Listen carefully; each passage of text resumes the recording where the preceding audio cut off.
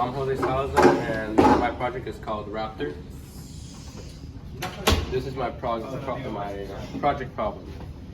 So research done by Oxford Martin School found that over 50,000 people are fatally injured due to tornadoes, landslides, earthquakes, and other natural disasters.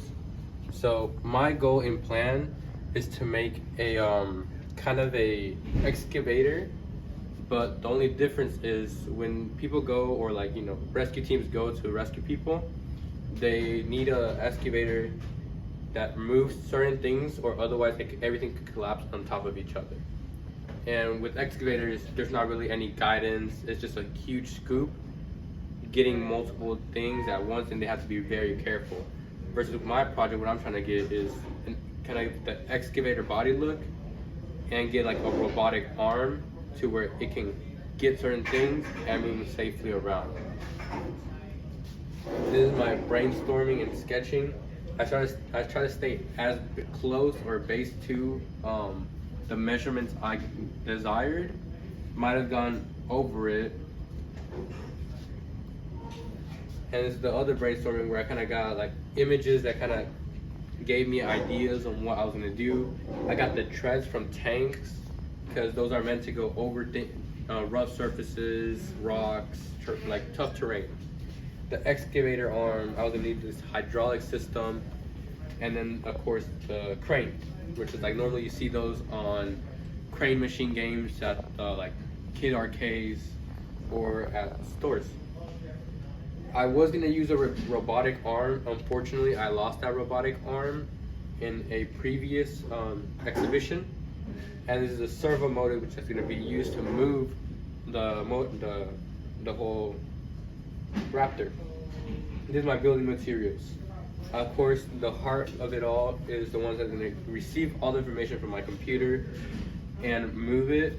I was gonna use a controller, but I ran out of time to make it and program it. Of course, I have the gears here, and all I used was a Phillips screwdriver. So the building process, once I got all the materials together, I composed them all into a box and started organizing on which piece go with what.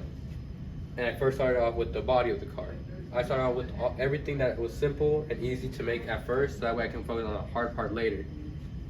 And this is the building process. Once I had the body, I started making the treads, and I made the second pair of treads.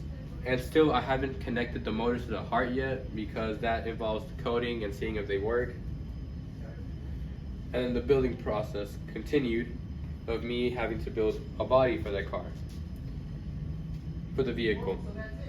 And at the point, I started with the cardboard box, you know, plain cardboard, and I decided to paint it, give it a little color, spice into it. And here I have a short little video of it.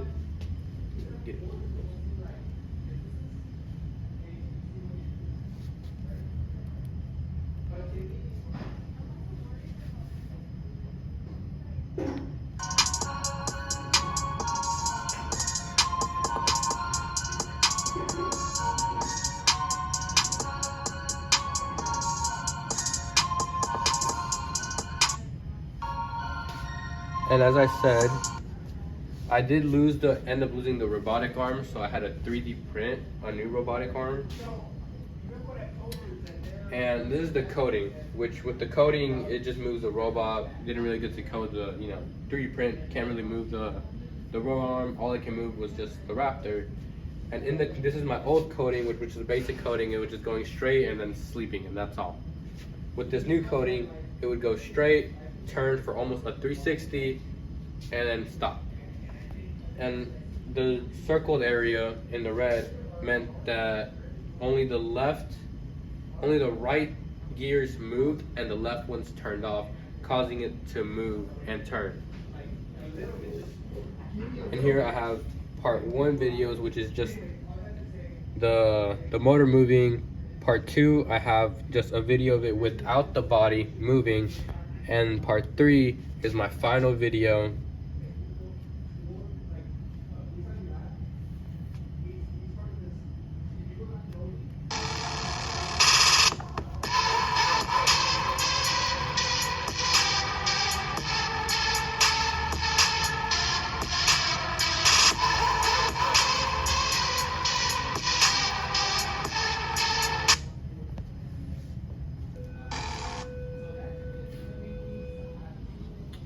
and this is what my final product looks like.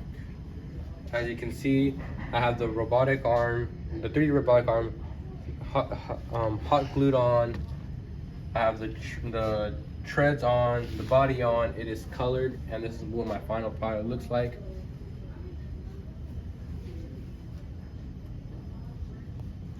And that is the Raptor.